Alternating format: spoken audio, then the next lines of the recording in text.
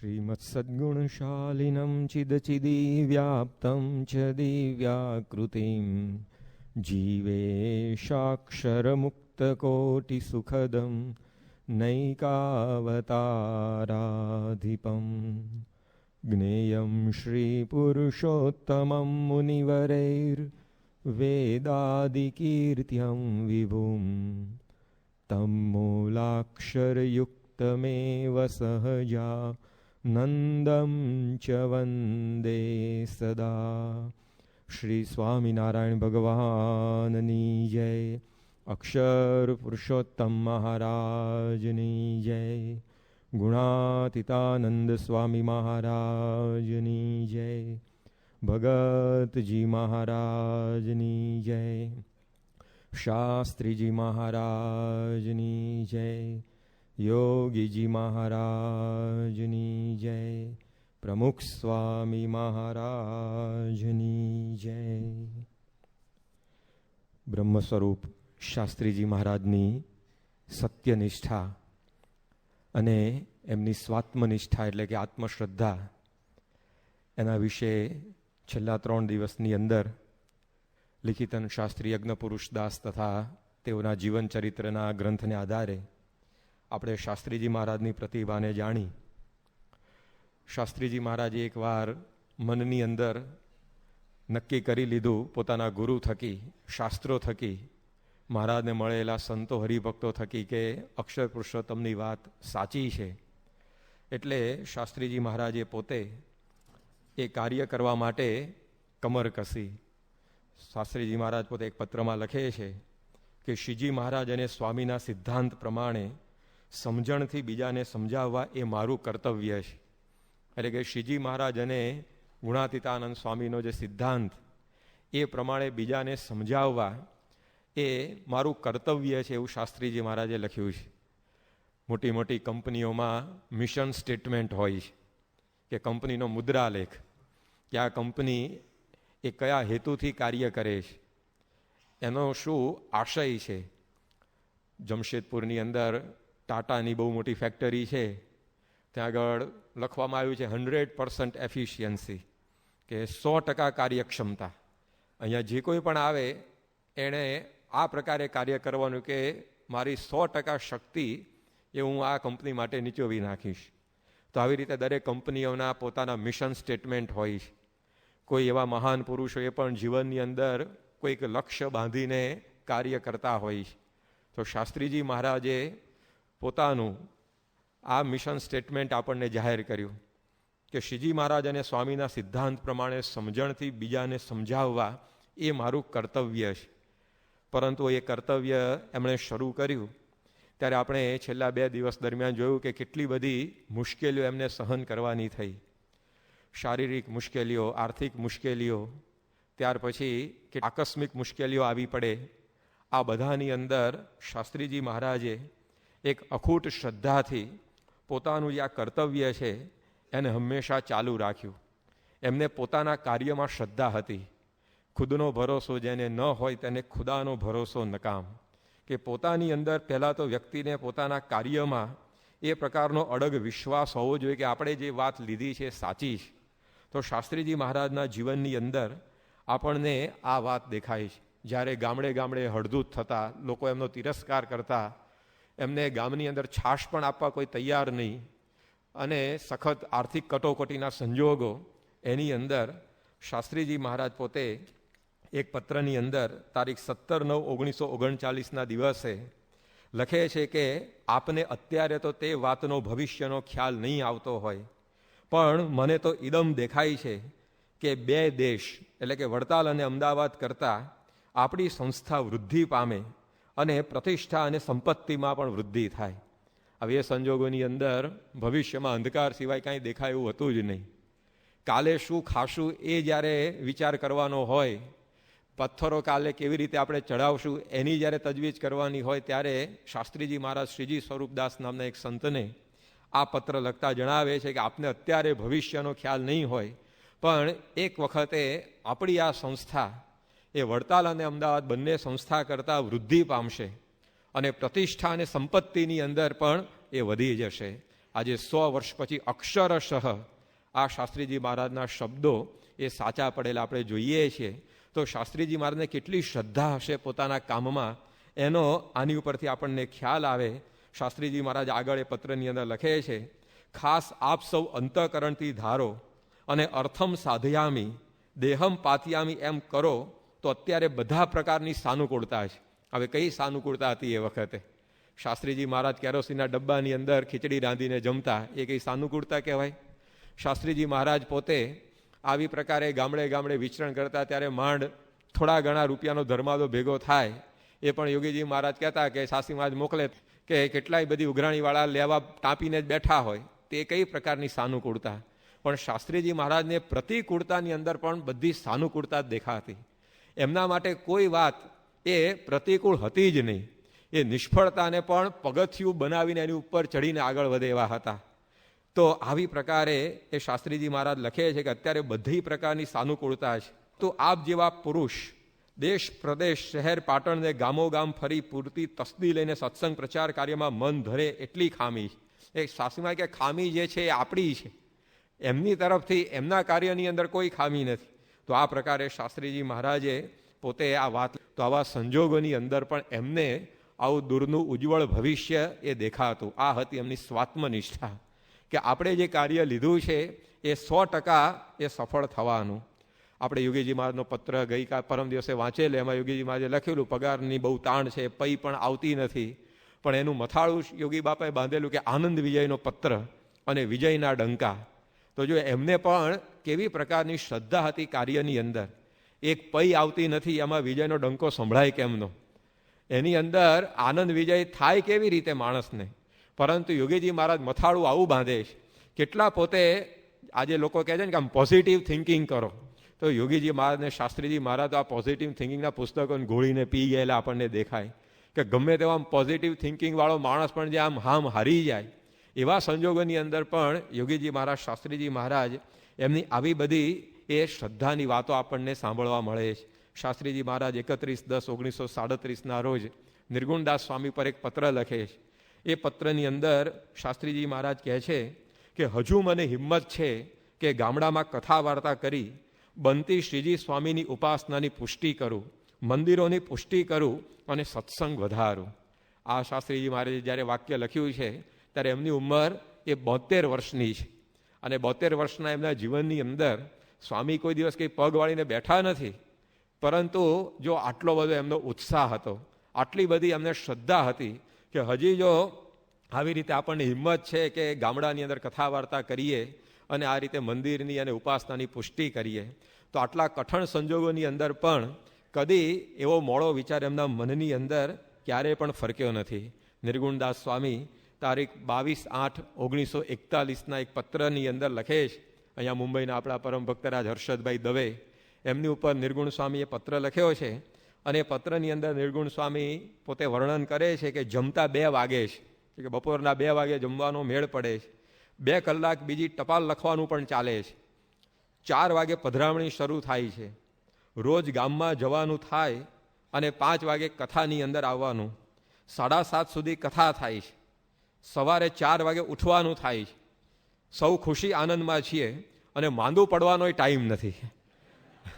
કેટલો બધો ઉત્સાહ એમના જીવનની અંદર. આખો દિવસનો ભરચક કાર્યક્રમ કે જમતા બપોરના 2 વાગે, પછી બપોરે જમીન કે આરામની વાત નહીં, 2 કલાક ટપાલ લખવાની, પછી 4 વાગે એટલે પધરામણીઓ કરવાની, પછી 5 વાગે સાંજે કથા થાય તો 5 થી 7 સુધી કથા કરવાની, પછી કથા પછી જે કંઈ વાળું પાણી કરીને વળી પાછી ચેષ્ટા નિયમ કરીને સુઈ જાય, સવારે 4 વાગે ઉઠવાનું. આટલી બધી ભરચક આખી દિનચર્યા, પણ એમાંય એ કંટાળ્યા નથી કે બધા ખુશી આનંદમાં છીએ અને માંદું પડવાનો ટાઈમ નથી. તો આવી પ્રકારે આમ ઉત્સાહથી તરવરતા આ શાસ્ત્રીજી મહારાજ, યોગીજી મહારાજ, નિર્ગુણદાસ સ્વામી, એ બધા સંતો એ આપણને દેખાય છે. ત્યારે આપણને એમની આ પ્રકારની આત્મશ્રદ્ધા એનો ખ્યાલ આવે કે કોઈ પણ સંજોગોની અંદર એમણે કદી પણ એવા પારોઠના પગલાં ભર્યા નથી. જે પરિસ્થિતિ આવી એને હસ્તે મોએ સ્વીકારીને એ પોતે આ પ્રકારે બધી કાર્યવાહી સંસ્થાની સિદ્ધાંતની કરતા રહ્યા છે. તારીખ 6/11/1941 રોજ શાસ્ત્રીજી મહારાજ ભાદરણથી નિર્ગુણદાસ સ્વામી પોતે બોચાસણમાં બિરાજમાન છે, એમને એક પત્ર લખે છે. એની અંદર પણ શાસ્ત્રીજી મહારાજે પોતે જે બધા શબ્દો લખ્યા છે એનામાંથી આપણને ખ્યાલ આવે કે કેટલી બધી એમને પોતાના કાર્ય કરવાની અંદર ધગશ, હિંમત, શ્રદ્ધા બધું હશે.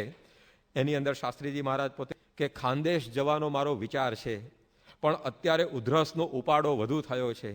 વિરસદની મુસાફરીમાં આખી રાત ઊંઘ આવી નથી. અત્યારમાં વૈદ્ય હિંમતલાલને બોલાવ્યા છે.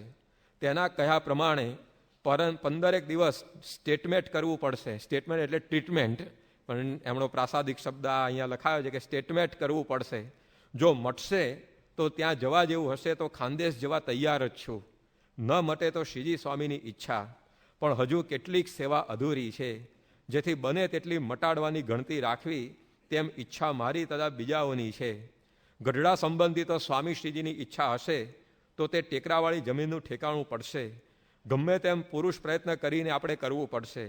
માટે શિવલાલ ટાંકને કાગળ લખી ઉત્સાહ પમાડવાનો છે અને કુબેરભાઈને પણ પત્ર લખી તૈયાર કરવાના છે. તો આ રીતે ગઢડા મંદિર કરવાનો પાછો એટલો ને એટલો ઉત્સાહ છે. 1941ની સાલ છે, એટલે લગભગ એમની 76 વર્ષની ઉંમર થઈ ગઈ છે. અને ગઢડા મંદિરની જમીન લેવામાં ઓછામાં ઓછા 15થી 20 વર્ષો વીતી ચૂક્યા છે, છતાં પણ જમીનનો મેળ પડતો નથી. પરંતુ છતાં એમની શ્રદ્ધા મોડી પડી નથી. સ્વામી કહે છે કે કુબેરભાઈ છે ને આ શિવલાલ ટાંક છે ને બધાને તૈયાર રાખો કે, એટલે કે જે કંઈ આમ જમીન મેળવવાની કાર્યવાહી હોય એ બધી ચાલુ જ રાખવાની. તો આવી પ્રકારે ઘણીવાર નિષ્ફળતાઓ મળે, કામ સિદ્ધ થાય નહીં, તો પણ શાસ્ત્રીજી મહારાજ એ કદી કંટાળ્યા નથી અને હંમેશા આ પ્રકારે શ્રદ્ધાથી મંડ્યા રહ્યા. યોગીજી મહારાજ 15/2/1939ના દિવસે શાસ્ત્રીજી મહારાજને ગોંડલથી એક પત્ર લખે છે.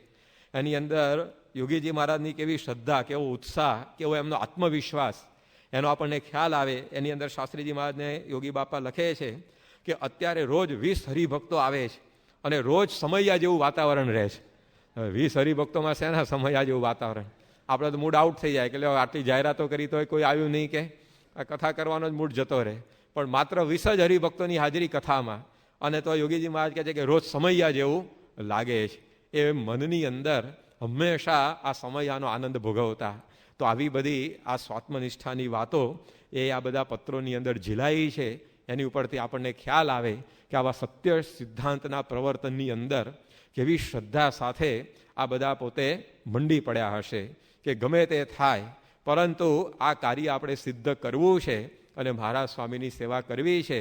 તો આવા કઠણ સંજોગોની અંદર પણ આવો છલકાતો ઉત્સાહ એમના પત્રોની અંદર, એમની વાણીની અંદર એ આપણને દેખાય છે. તો આવી પ્રકારની આ શાસ્ત્રીજી મહારાજની સ્વાત્મનિષ્ઠાના પાયા ઉપર આ સંસ્થા પોતે ખડી થયેલી છે. ત્યાર પછી આજે જેની આપણે વાત કરવાના છે એ છે શાસ્ત્રીજી મહારાજની સત્વનિષ્ઠા. સત્વ એટલે આંતરિક સદ્ગુણો. કોઈ પણ સંસ્થા છે એનું આયુષ્ય એ સંસ્થાનો સૂત્રધાર એક એવો ગુણિયલ છે એની ઉપર નભતું હોય છે. સંસ્થા તો ઘણીવાર બિલાડીના ટોપની જેમ ઊભી થઈ જાય, એનો થોડો ઘણો વિકાસ પણ દેખાય, પરંતુ એ લાંબા ગાળાનું આયુષ્ય કોઈ પણ સંસ્થાનું, એ સંસ્થાના જે સ્થાપક હોય, એના કાર્યવાહક હોય, એની અંદર કેવી ગુણ સંપત્તિ પડેલી છે એના ઉપર રહેતું હોય છે. ઘણીવાર મોટી મોટી કંપનીઓ સ્થપાતી હોય છે, પરંતુ એના બધા એમડી, ચેરમેન જો એવા ભેગા થઈ જાય તો પછી આપણે જોઈએ પણ છે કે કેટલી કંપનીઓના બધા દેવાળા ફૂંકાતા હોય છે, કંપનીઓ તૂટી પણ પડતી હોય છે. તો આ પણ એક બહુ મહત્ત્વની વસ્તુ છે. તો શાસ્ત્રીજી મહારાજે સ્થાપેલી આ સંસ્થા આજે 100 વર્ષની એની ઉજ્જવળ કારકિર્દી પૂરી કરી રહી છે. તો આવું એક ઉજ્જવળ આ સંસ્થાનું કાર્ય, એના મૂળની અંદર એ સ્વામીની એવી સત્વનિષ્ઠા પણ છે, કહેતા કે એવા એમના સદ્ગુણો પણ છે. તો શાસ્ત્રીજી મહારાજના જીવનની અંદર એવી પ્રકારના અનેક સદ્ગુણોના દર્શન પળે પળે આપણને થાય છે. તો એને આપણે લિખિતન શાસ્ત્રી યજ્ઞપુરુષદાસ અને શાસ્ત્રીમાનું જીવન ચરિત્ર, એ ઉપરાંત યજ્ઞપુરુષ સ્મૃતિ અને યજ્ઞપુરુષ ઉપનિષદ, શાસ્ત્રીજી મહારાજના 4 ગ્રંથો એ આપણી સંસ્થાએ પ્રકાશિત કર્યા છે. એના આધારે એમની આ સત્વનિષ્ઠાને આપણે જોઈશું કે આ 4 ગ્રંથોની અંદર એમના જીવનના જે બધા પ્રસંગો આલેખવામાં આવ્યા છે એનું સંકલન કરીને આપણે જોઈએ ત્યારે આપણને ખબર પડે કે કેવી પ્રકારના એ શાસ્ત્રીજી મહારાજ પુરુષ હતા. સામાન્ય રીતે કાર્ય જ્યારે કરવાનું આવે ને ત્યારે લોકો આ પ્રકારે ગુણોને નેવે મૂકતા હોય. સંસ્કૃતના એક સુભાષિતમાં લખ્યું છે કે સ્વગૃહે પૂર્ણ આચાર, પરગેહે તદર્ધક, પરગ્રામે તદઅર્ધક, પથી શુદ્રવદ આચરેત. જ્યારે પોતાના ઘરની અંદર માણસ બેઠો હોય ત્યાં સુધી જે કંઈ આચાર વ્યવસ્થિતપણે પાળી શકે. પરંતુ જ્યારે પરગેહે બીજાના ઘરમાં જાય ત્યારે ત્યાં આગળ તો પોતાના ઘર જેવું તો કંઈ વાતાવરણ હોય નહીં, વ્યવસ્થા સુવિધા હોય નહીં. એટલે ત્યાં આગળ ઘણીવાર આચાર વિચાર બધા મોડા પડી જાય. અને પરગ ગ્રામે તદ અર્ધકઃ, અને જો બીજા ગામની અંદર જાય તો ઘણું બધું ઘસાઈ જાય. અને પથી શુદ્રવદ આચરિત, અને જો કાયમ પ્રવાસ કરવાનું થાય ને, વિચરણ કરવાનું થાય ને, તો શુદ્ર જેવો થઈ જાય. એટલે કે બધા નિયમ ધર્મ ધીમે ધીમે કરતા ઘસાઈ જાય. આપણે ઘેર પૂજા પાઠ આ તે બધું બરાબર કરતા હોઈએ, પણ જો અઠવાડિયાની મુસાફરી આવી ગઈ કામ ધંધા માટે, તો એની અંદર પછી ગાળેલું પાણી છે કે નહીં કંઈ તપાસ કરવાનું બહુ મન ના થાય, કે લાવો ને તરસ લાગી પી લઈએ. પછી જો ખાવા પીવાનું હવે જેવું કંઈ મેળ પડ્યું ને તો હોટલમાં પગથિયા ચડીને ખાઈ આવીએ.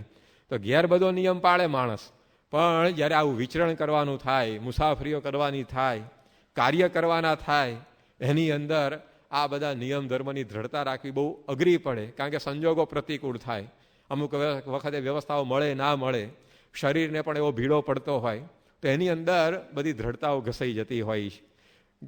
વિદુર નીતિની અંદર લખ્યું છે કે વ્યવહારેણ સાધુ. સાધુ આમ પોતે પલાઠીવાળીની ગુફાની અંદર કે આશ્રમની અંદર બેઠો હોય તો આમ એકાંતિક લાગે, પણ જ્યારે એને પ્રવૃત્તિ કરવાની આવે, જ્યારે કામ બધા કરવાના આવે ને, ત્યારે એનું સાધુપણું અસલ કેવું છે એની પરખ થતી હોય છે. કચ્ચા પક્કા પારખા જબ નિકલે તલવાર. જ્યારે ફોટો સ્ટુડિયોમાં પડાયો હોય હાથમાં તલવાર લઈને બખ્તર પહેરીને, ત્યારે તો બધો આમ સુરવીર જ લાગે કે આને પરમવીર ચક્ર આપવા જેવો છે. પરંતુ જ્યારે એ મેદાનમાં ઉતરે ત્યારે ખબર પડે કે ખરેખર કેટલું સુરાતન ભયની અંદર પડેલું છે. જ્યારે ખાંડાના ખેલ ખેલાય ત્યારે જ ખબર પડે ને કે કેટલી શુરવીરતા છે, કેટલી આવી રીતે સામરિક સૂઝબૂઝ આ ભય ધરાવે છે. એમ આવી પ્રકારે કંઈ જ્યારે એવા વ્યવહારના પ્રસંગો પડે નહીં, મુશ્કેલીઓ પડે નહીં, ત્યાં સુધી કંઈ સાધુપણું એ જણાય નહીં. અત્યારે હોલની અંદર આપણા બધાને ફોટો પાડે બધા એકાંતિક જ લાગીએ, કારણ કે એર કન્ડિશન હોલમાં સારી જાજા ઉપર બધા બેઠા છે, આમાં ક્યાં ગરબડ જેવું છે. પરંતુ આવી રીતે કંઈક પ્રસંગ બહાર જઈએ ને કોઈ કટકાવે ને રોકે ને ટોકે ને, ત્યારે પછી તરત એકાંતિકપણાની ખબર પડે કે કેટલો હજી સુધારો આમાં બાકી છે, કેટલું રિપેરિંગ કરવાનું છે. તો આવી પ્રકારે વ્યવહારેણ સાધુ, એમ જે સાધુ પ્રકૃતિ છે એ પણ જ્યારે પ્રવૃત્તિ માથે આવે ને ત્યારે ખબર પડે. તો શાસ્ત્રીજી મહારાજે તો પાર વિનાની પ્રવૃત્તિ એમના 86 વર્ષના જીવનની અંદર કરી છે. પરંતુ ક્યારેય એમણે પોતાના જે સિદ્ધાંત છે, પોતાના એક તો સાધુ તરીકેના વ્યક્તિગત જીવનમાં જે અપનાવેલા સિદ્ધાંતો, એની અંદર કદી બાંધછોડ કરી નથી. શાસ્ત્રીજી મહારાજ બધે ફર્યા, બધી પરિસ્થિતિમાંથી પસાર થયા, પરંતુ બધા જ પરિસ્થિતિમાં બધે જ ઠેકાણે એમણે સારધાર પોતાનું જીવન એ વિતાવ્યું છે. શાસ્ત્રીજી મહારાજના જે પંચ વર્તમાન, જે સાધુ તરીકેની એમની એક મુખ્ય જવાબદારી કહેવાય, તો એની અંદર આપણે જોઈએ છીએ કે કદી એમણે ચૂક પડવા દીધી નથી. પોતે એક સાધુ હતા, સ્વામિનારાયણના સાધુ હતા. તો સ્વામિનારાયણના સાધુની આ જીવન શૈલી છે કે પંચવ્રતે પૂરા શુરા. પંચવ્રતની અંદર એ શુરવીર હોય, એ પૂર્ણ હોય, કોઈ ખામી એની અંદર હોય નહીં. તો શાસ્ત્રીજી મહારાજે પોતાના જીવન પર્યંત કદી પણ એની અંદર ક્યારેય ચૂક પડવા દીધી નથી. એકવાર શાસ્ત્રીજી મહારાજ વિચરણ કરતાં કરતાં આણંદ પધારેલા. ત્યાં આગળ ઘણો સત્સંગીઓનો સમુદાય હતો, એટલે શાસ્ત્રીજી મહારાજને જવું હતું મૂળ સારંગપુર બાજુ, પરંતુ ટિકિટના પૈસા નહીં. એટલે આણંદ બધા સત્સંગીઓ હશે એમ ધારીને કોકની પાસેથી આપણે સેવા લઈને ટિકિટ કઢાવીને પહોંચી જશે વિચારથી ત્યાં શહેરમાં ગયા. પણ લગ્ન પ્રસંગ શહેરમાં હશે તો જે સત્સંગીઓ હતા બધા બહારગામ ઉપડી ગયેલા, એટલે કોઈ આવી રીતે ટિકિટના પૈસા આપે એવું મળ્યું નહીં. એટલે સ્વામી પછી આણંદ સ્ટેશને ગયા કે ત્યાં સ્ટેશને કોઈ ઓળખીતા પાળખીતા મળી જાય તો આ ટિકિટનો મેળ પડે ને આપણે સારંગપુર પહોંચતા થઈએ. પણ ત્યાં સ્ટેશન ઉપર થોડી ઘણી રાહ જોઈ પણ કોઈ મળ્યું નહીં. એટલે ત્યાંથી પાછા શહેરમાં આવ્યા કે કદાચ કોઈક આવી રીતે ફરકતું હોય આપણું હરિભક્તને કોઈ આવી ગયું હોય પાછું તો ત્યાંથી મળી જાય ટિકિટના ભાડાના પૈસા. પણ ત્યાંય કંઈ મળ્યો નહીં. તો પાછા સ્ટેશને ગયા. 3-4 આટા શાસ્ત્રીજી મહારાજે સ્ટેશનથી શહેર ને શહેરથી સ્ટેશનના ખાધા. ત્યારે ગોરધનભાઈ કેશવલાલ પટેલ નામના એક સત્સંગી મળ્યા. એમણે શાસ્ત્રીજી મહારાજને બોટાદ સુધીની ટિકિટ કઢાવી આપી. ત્યારે સ્વામી પોતે ત્યાં આગળ પહોંચ્યા. હવે જાણે આવા લાખોના સુશોભિત મંદિરો તૈયાર કર્યા હોય, પણ એની પાસે આ 2-4 રૂપિયાની ટિકિટ ખરીદવા પૂરતા પણ જોડીમાં પૈસા હતા નહીં. તો આ એમની સાધુતા. આવા બધા ઊંચા આભે અટકાતા મંદિરો સ્વામીએ તૈયાર કર્યા, પણ પોતાના નામ ઉપર એક પૈસાનો સંગ્રહ નહીં. 2.5 વર્ષની અંદર 10 લાખનું ખર્ચ કરીને મંદિર ગોંડલમાં બાંધ્યું હોય, પણ એની પોતાની પરિસ્થિતિ આવી હતી. તો આ એમના જીવનની અંદર નિર્લોભી વર્તમાન, જે મહારાજે સાધુ માટે ગણાવ્યું છે કે કોઈ પણ પ્રકારના દ્રવ્યનો એ કદી પણ સંગ્રહ કરવો નહીં. તો એ શાસ્ત્રીજી મહારાજના જીવનમાં આપણને પૂર્ણપણે બધું દેખાય છે કે આટલી મોટી સંસ્થા એમણે સ્થાપી, ઘણા બધા ધનાઢ્ય ભક્તો પણ હતા, છતાં પણ સ્વામીએ કદી પણ પોતાની પાસે આવું દ્રવ્ય એ ભેગું થવા દીધું નથી. એમના જીવનની અંદર એવી ને એવી નિષ્કામી એટલે કે બ્રહ્મચર્ય વ્રતની દ્રઢતા. એમના મુખારવિંદ સામે કોઈ જુએ ને ખબર પડી જાય કે આજીવન અષ્ટાંગ બ્રહ્મચર્ય, આમ ઉર્ધ્વ રહેતા આ બ્રહ્મચારી એટલું આમ તેજથી જઘારા મારતું એમનું મુખારવિંદ હતું. સ્વામી ઘણીવાર પોતે કહેતા હોય કેટલી તેજસ્વી શાસ્ત્રીજી મહારાજની આંખો હતી કે કોઈ એની આંખ સામે આંખ મિલાવીને વાત ન કરી શકે. આમ તેજની ધારાઓ છૂટતી હોય એવી તેજસ્વી એમની આંખો હતી. એમનો ભાલ પ્રદેશ અને એમની મુખાકૃતિ જોઈને ખબર પડી જાય કે આ પ્રકારના આ બ્રહ્મચર્યથી છલકાતા પુરુષ છે. ત્યાં સુજિત્રાની અંદર ઈસવીસન 1930ની સાલમાં શાસ્ત્રીજી મહારાજ પધારેલા, એની વાત એ ભાઈલાલભાઈ એટલે કે ભાઈ કાકા એમણે પોતે નોંધી છે. એમની ઉંમર એ વખતે 14-15 વર્ષની હતી અને કહેતા કે શાસ્ત્રીજી મહારાજ મંદિરમાં આવતા, સોજિત્રા ગામમાં આવતા, ત્યારે અમે પણ એમની વાતો સાંભળવા જતા, પણ એમને જોતા ખબર પડી જતી કે આ બ્રહ્મચર્યથી આ પોતે બાળ બ્રહ્મચારી, એવું કે બ્રહ્મચર્યથી ઝળકતું ઓજસ એમના મુખારવિંદ ઉપર દેખાતું. તો એ શાસ્ત્રીજી મહારાજે 86 વર્ષ સુધી, જીવનના અંત સુધી આ વર્તમાનને સારધાર પાળી બતાવ્યું. એકવાર સ્વામી પોતે અમદાવાદની અંદર પધરામણીએ ગયેલા અને ત્યાં જેમના ત્યાં પધરામણી હતી એમણે સ્વામી પધારવાના એટલે ઘણી બધી સારી વ્યવસ્થા બધી રાખેલી, પરંતુ કોણ જાણે કંઈક અચાનક કોઈક નાની બાળકી એ શાસ્ત્રીજી મહારાજ જે પાથરણા ઉપર બેઠેલા એના સામેના છેડા ઉપરથી પસાર થઈ ગઈ અને શાસ્ત્રી મહારાજ આ જાણમાં આવ્યું અને પધરામણા બધું તૈયાર કરેલું, ઉકાળો અને જે કંઈ ડ્રાય ફ્રૂટ ને ફ્રૂટ નાન તેન બધું, પણ સ્વામીએ એક પણ વસ્તુ એ લેવાનો ઇનકાર કરી દીધો. શાસ્ત્રીજી મહારાજ કે એ વાત બને જ નહીં. આજે ઉપવાસ એટલે ઉપવાસ. બધા નિર્ગુણ સ્વામી વગેરે સંતો સાથે હતા. એમણે કહ્યું કે સ્વામી, અત્યારે હવે આ તમારી વૃદ્ધ અવસ્થા છે અને મહારાજે પણ 80 વર્ષ પછી આ પ્રકારે આવી પ્રકારનું જ્યારે થાય ત્યારે છૂટ આપીશ. ત્યારે યોગી શાસ્ત્રી મહારાજ કહે કે ના, અત્યાર સુધી આપણે આ પાળ્યું છે તો 80 વર્ષે શું કરવા નિયમ તોડવો. અને 80 વર્ષની ઉંમરે શાસ્ત્રીજી મહારાજે પ્રાયશ્ચિતનો નિર્જળા ઉપવાસે ખેંચી કાઢેલો. તો આ એમની આ પંચ વર્તમાનની પર્વત પ્રાય દ્રઢતા હતી કે આમ કઈ બીજી દેખીતી રીતે નિયમનો ભંગ હતો જ નહીં, પરંતુ મહારાજની આજ્ઞાની અંદર સારધાર આ રીતે શાસ્ત્રીજી મહારાજ પોતે વર્તતા. લેશ પણ એની બહાર એમણે કદી પગ મૂક્યો નથી. અમદાવાદમાં આંબલીવાળી પોળમાં આપણું મંદિર છે અત્યારે નાનું, ત્યાં આગળ બધા જે હરિભક્તો હતા, બબુભાઈ વગેરે, એમને વિચાર થયો કે અહીંયા બધા બહેનો પણ દર્શન કરવા માટે આવે છે તો આપણે એક ઓટલો કરવો કે જેથી કરીને એ પોતે બધા દર્શન કરીને કંઈક કામકાજ બેસી શકે. હવે એ વખતે ત્યાં જગ્યાની સંકળાશ એટલે સાધુ કદાચ કોઈક ઉતર્યા હોય, કંઈક કામ પ્રસંગે આવ્યા હોય ને તો સાધુઓ પોતે મંદિરમાં બેઠા હોય તો પણ ઓટલે બેઠા બેઠા આ પ્રકારે બાઈઓ જો બેઠી હોય તો સહેજે સહેજે દર્શન થાય. એટલે શાસ્ત્રીમાએ કહ્યું કે નહીં, એ વાત કદી બનશે જ નહીં. એટલે બબુભાઈ કોઠાની બધા હરિભક્તોએ કહ્યું કે વ્રજ વનિતાના પ્રેમની આગળ ઉડ્યા કોટી કબીરા, કે બધાનો પ્રેમ ભાવ આ તે બધું તો જુઓ તમે. શાસ્ત્રીમાં કે એમનો પ્રેમ છે એની આપણે ક્યાં ના પડે છે, પણ મહારાજની આજ્ઞા એ સાધુઓથી લોપાય એવું થવું જોઈએ નહીં. શાસ્ત્રીજીમાં જે વાત બંધ કરાવી દીધી. તો આવી પ્રકારે શાસ્ત્રીજી મહારાજ ગમે તેવા પ્રસંગની અંદર પણ પોતાના ધર્મ નિયમની અંદર કદી ચૂક પડવા દેતા નહીં. એવી રીતે સારધાર જીવન પર્યંત પોતે રહેલા, એવા જ પોતે નિસ્વાદી. પોતે આવા ઠાકોરજી માટે મંદિરો કર્યા, ઠાકોરજી માટે થાળ તૈયાર કરવાના, પરંતુ હંમેશા એ લાકડાના પત્તરની અંદર એ પોતે જે કંઈ વાનગીઓ આવે ભેગી કરીને જમી જતા. જે કંઈ બધું આવે મહારાજની દયાથી બધું જ પત્તરની અંદર પાણી નાખીને ચોળીને જમતા. એકવાર બિલાડા સ્ટેટના રાજા હરિસિંહજીએ એમને ત્યાં આગળ આમંત્રણ આપીને બોલાવેલા અને શાસ્ત્રીજી મહારાજ પોતે પારાયણ પ્રસંગે ત્યાં આગળ પધારેલા. બિલાડા સ્ટેટ છે રાજસ્થાનની અંદર. આજની તારીખે પણ ત્યાં આગળ માધવસિંહજી દિવાન છે, સ્વામીશ્રીના પોતે સત્સંગી જ છે અને સ્વામીના દર્શન સમાગમ માટે વારંવાર આવતા હોય. તો એ બિલાડા સ્ટેટના રાજવી હરિસિંહજી એમણે શાસ્ત્રીજી મહારાજ, નિર્ગુણદાસ સ્વામી, યોગીજી મહારાજ બધાને ત્યાં પધરાવેલા. સ્વામી આવે એટલે રસોઈ પણ આપેલી. શાસ્ત્રીજી મહારાજ પોતે જમવા બેઠેલા અને જમવાનું પૂરું થયું. શાસ્ત્રી મહારાજના પત્તરમાં છાશ હતી. એ વખતે ત્યાં હરિસિંહજી પોતે આવ્યા અને એમણે કહ્યું કે સ્વામી, આ મોહનથાળ બાજુમાં પડ્યો છે તો એ લ્યો.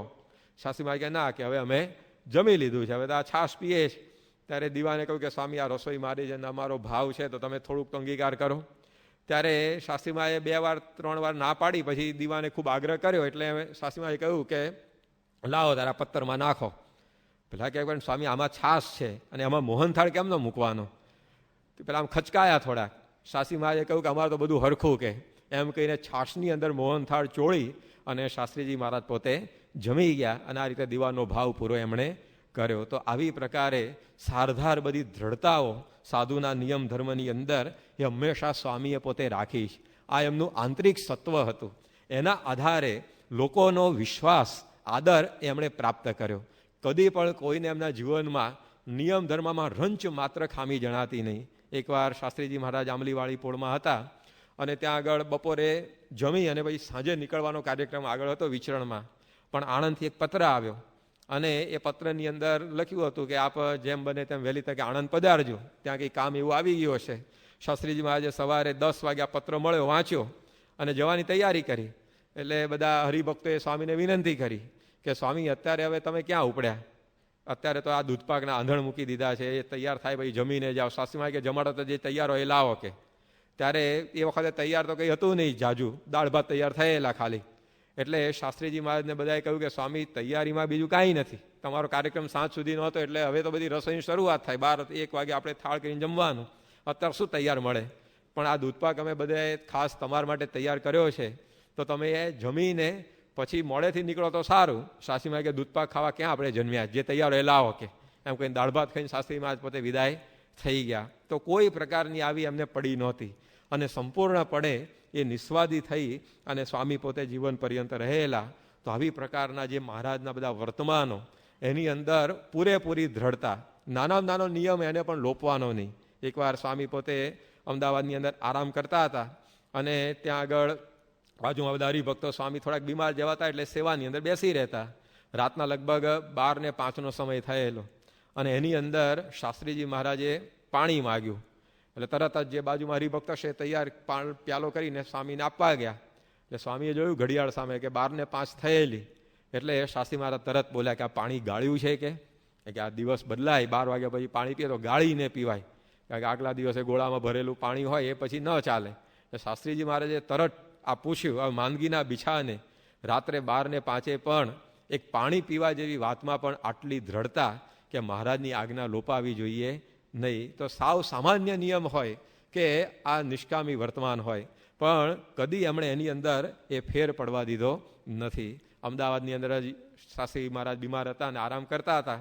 હવે સ્વામીને આવી રીતે ઝાડાની બીમારી થયેલી એટલે શૌચવિધિ કરવા જાય, પછી વારે વારે પાછું નાહવાનું પણ થાય. શૌચવિધિ થઈ જાય પછી નાહવું પડે, પછી આરામ કરે તો વળી પાછું કલાક અડધો કલાકમાં વળી પાછી આ પ્રક્રિયા થાય. એટલે એ વખતે નારણભાઈ કરીને એક હરિભક્ત એ સ્વામીની સેવામાં હતા. તો એ નારણભાઈએ પોતે વાત કરી કે સ્વામી તમને ઝાડાની બીમારી છે, અશક્તિ ખૂબ વર્તે છે, તો હવે તમે શૌચવિધિ કરવા જાઓ છો તો બરાબર હાથ ધોઈ નાખવા જોઈએ, પણ આ નાહવાની બધી વાત તમે કરો છો તો શરીર એક તો ખમે નહીં, તમારું વારે ઘડીએ નાહવું ધોવું, એમાં ઉલટાની વધારે શરદી થઈ જાય, બીમાર પડી જશો. એટલે એ નાહવાની વાત મૂકો પડતી તો ચાલશે, આમે તમારી આવી અવસ્થા થઈ ગઈ છે અને અહીંયા તો હું એકલો તમારી સેવામાં છું, તો મને તો તમારા આમ દિવ્ય ભાવ છે. ત્યારે શાસ્ત્રીજી મહારાજે કહ્યું કે તમે આખું ઘર ચણીને તૈયાર કર્યું હોય અને આમ વ્યવસ્થિત આખું તૈયાર થઈ ગયું હોય અને એ ઘરને એ હવેલીને આવીને કોઈ પાડી નાખે ને કડડભૂસ કરી નાખે તો તમને કેટલું વસમું લાગે. એમ શાસ્ત્રીમાં કે મોટા પુરુષો એ ધર્મના સ્તંભરૂપ છે. એમણે પોતે મહેનત કરીને આ ધર્મની ઇમારતો ચણી હોય અને એ કોઈ પાડી નાખે તેમને પણ એટલું જ વસમું લાગે. એમ આગળ બધા જે નંદ સંતો થઈ ગયા એમણે પોતે આ ધર્મના મહાલય બનાવ્યા છે. એની અંદર આપણે કેવી રીતે ચૂક પડવા દેવાય. તો જો આવી પ્રકારે એક સામાન્ય વાત, એમાં પણ સ્વામી પોતે આ પ્રકારે અડગ રહેતા. ઝાડેશ્વરની અંદર શાસ્ત્રી મહારાજ પધારેલા અને એમને ટાઇફોઇડની બીમારી થયેલી અને પછી ઝાડા પણ સખત થઈ ગયા અને ત્યાં પણ આમ દિવસની અંદર 10-12 વાર નાહવા જવું પડે. તો ત્યાં પણ હરિભક્તે વિનંતી કરી કે સ્વામી શૌચવિધિ બાદ આ હાથ ધોઈને બરાબર છે પરવારી જાઓ, પણ આ બધું આવી રીતે નાહવા ધોવાનું મૂકો પડતું, એમાં વધારે બીમાર પડાશે. પણ શાસ્ત્રીજી મહારાજે ધરાર એ વાત ઠુકરાવી દીધી. તો આવા સામાન્ય નિયમોથી માંડીને પંચ વર્તમાન જે સાધુના પ્રાણ સમાન કહેવાય એની અંદર શાસ્ત્રીજી મહારાજે કદી ફેર પડવા દીધો નહોતો. આટલા પોતે સમર્થ, આટલી સાધુતાએ સંપન્ન અને છતાં પણ એટલા જ પોતે નિર્માની, દાસના દાસ થઈને એ સ્વામી પોતે જીવન પર્યંત રહેલા. ભગવાન જેવું ઐશ્વર્ય એમની અંદર હતું, છતાં પણ કોઈ પ્રકારનો હુંહાટો નહીં.